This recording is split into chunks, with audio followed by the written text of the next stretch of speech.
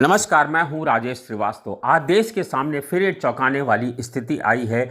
Global hunger index की जो report जारी की गई है वर्ष 2022 की, उसमें कहा गया है कि भारत की स्थिति नेपाल, बांग्लादेश और कंगाल हो रहे पाकिस्तान और श्रीलंका से भी बदतर हो गई है। आज इस रिपोर्ट को जारी करते समय कहा गया है कि भारत पिछले 2 वर्षों में 7 पायदान पीछे लुढ़क गया है। पिछले वर्ष यानी कि वर्ष 2021 में भारत 101वें स्थान पर था और आज भारत 107वीं रैंकिंग पर आकर के फिसल गया है। 2000 भारत की जो लिस्ट है उसमें कहा गया है कि भारत एक ऐसी आबादी है जो अपने देश की जनता की और बच्चों की भरपेट भोजन दे पाने में असमर्थ हो रहा है। ये स्थिति भारत को वास्तव में भारत की जो छवि है, जो अंतर्राष्ट्रीय स्तर पर भारत की जो छवि है, उस पर उसका हमला हो रहा है ग्लोबल हंगर इंडेक्स की इस रिपोर्ट से। पिछले साल भारत 101वें नंबर था। इस लिस्ट में कुल 121 देशों को शामिल किया गया है। पड़ोसी देश पाकिस्तान, बांग्लादेश और नेपाल भी हमसे बेहतर स्थिति में बताए गए हैं। इस रिपोर्ट में कहा गया है कि पाकिस्तान की रैंकिंग 99 स्थान पे, बांग्लादेश की 84, नेपाल की 81 और श्रीलंका की 64वें स्थान पर है। अगर साउथ के देशों में देखेंगे तो अफगानिस्तान ही 109वीं रैंक पे भारत से पीछे है, जबकि बीते 2 सालों में भारत की स्थिति में 13 अंकों की गिरावट दर्ज की गई है। ये रिपोर्ट ये कहती है कि 2019 में हम 94 रैंक में थे, यानी कि पिछले 3 वर्षों में आप देखेंगे तो 194 रैंक से लेकर के हम 107 अंक की सूची में शुमार हो गए हैं। इस सूची में 17 देश हालांकि टॉप पर भी हैं। इसमें चीन, तुर्की, कुवैत हैं।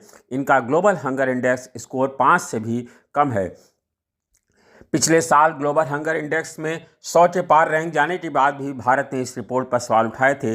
इस बार भी भारत ने इस रिपोर्ट पर सवाल उठाया है और कहा है कि भारत की छवि खराब करने की लगातार कोशिश की जा रही है। और इस रिपोर्ट के माध्यम से बताया जा रहा है कि जो ग्लोबल हंगर इंडेक्स जिन रिपोर्टों को बनाती है, वह शुरू के रिपोर्टों को जो तैयार किया गया है, उस शुरू के 3 जो बिंदु हैं उन पर ध्यान नहीं दिया गया है और चौथी रिपोर्ट जो तैयार की गई है वो मनमाने ढंग से तैयार कर ली गई है।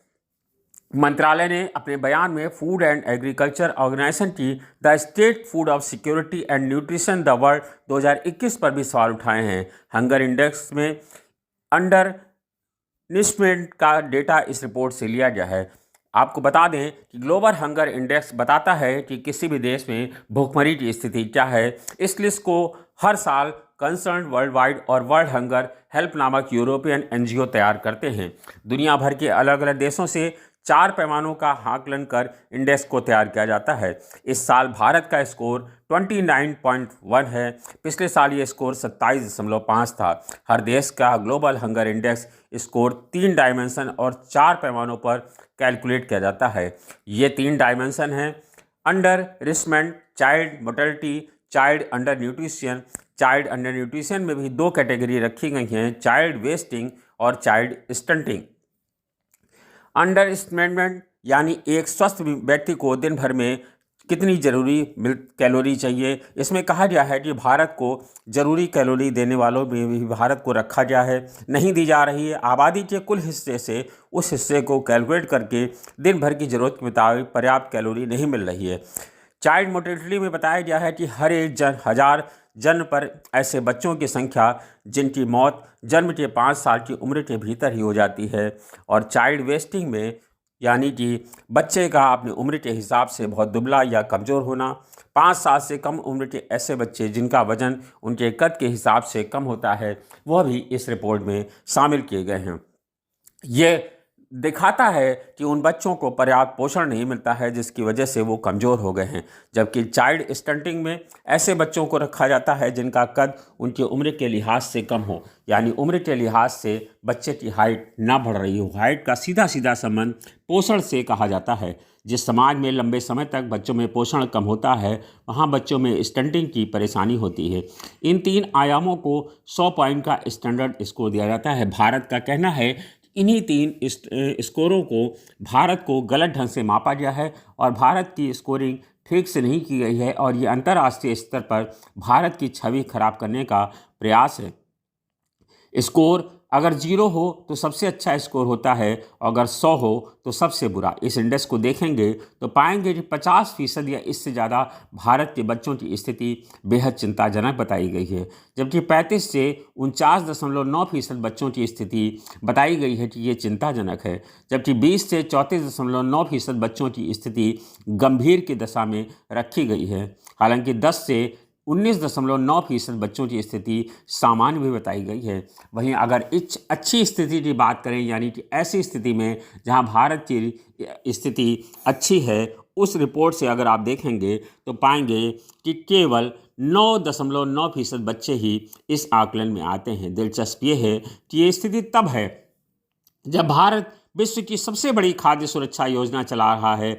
हर साल हर महीने 5 किलो राशन बांटा जाता है और ये पिछले 2019 से, यानी कि जब से कोरोना चल रहा है तब से लगातार भारत मुफ्त राशन बांट रहा है और हर राज्यों में भी मुख्यमंत्री की तरफ से ओर से ये मुफ्त राशन बांटने का काम चल रहा है। लगातार मुफ्त राशन के अलावा साथ साथ आप देखें खाद्य तेल, साबुन, नमक, चीनी, तेल, इस तरह की चीज़ों को भी वितरण मुफ्त नहीं किया जा रहा है।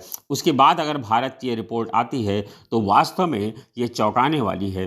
भारत ने पिछले आपको याद होगा जब भारत की स्थिति खराब, श्रीलंका की स्थिति खराब हुई थी, तब भारत ने वहाँ मदद की थी। जब भारत ने नेपाल की मदद की, भारत ने पाकिस्तान को भी सामान पहुँचाया। इसके बावजूद भारत की स्थिति पाकिस्तान और बांग्लादेश से और नेपाल से कमज़ोर बताई गई, यहाँ तक कि बांग्लादेश से भी पीछे बताया गया है। ऐसी स्थिति में आप समझ सकते हैं कि भारत की जो ग्लोबल हंगर इंडेक्स रिपोर्ट आई है वो चौंकाने वाली है। अब सवाल ये उठता है कि क्या भारत की छवि खराब करने की कोशिश की जा रही है या फिर इस ग्लोबल हंगर इंडेक्स में कुछ सच्चाई है। मैं सवाल आपके माध्यम से छोड़ता हूँ कि जो रिपोर्ट तैयार की गई है, आखिर भारत की छवि खराब करने का किसको लाभ मिलेगा। दूसरा, अगर ये ग्लोबल हंगर इंडेक्स रिपोर्ट सही है तो वास्तव में भारत की सरकार को, यानी कि केंद्र की मोदी सरकार को अब इस संबंध में चिंताजनक स्थिति में है और उन्हें इस बारे में निश्चित रूप से